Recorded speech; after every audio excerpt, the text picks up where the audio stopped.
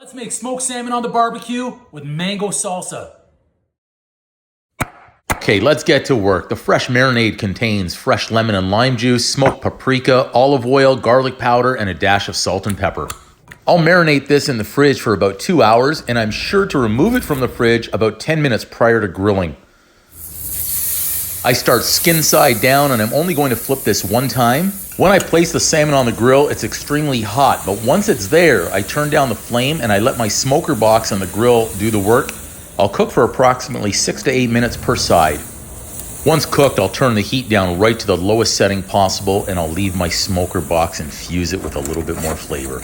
Look at that salmon. Such an easy recipe for food lovers, and it's delicious. Next, we're gonna go inside and plate this up.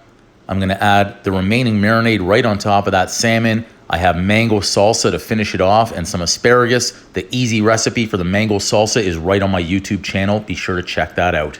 Cooking is easy and fun. Enjoy your dinner. Thanks for watching. Be sure to like, comment, subscribe, and share.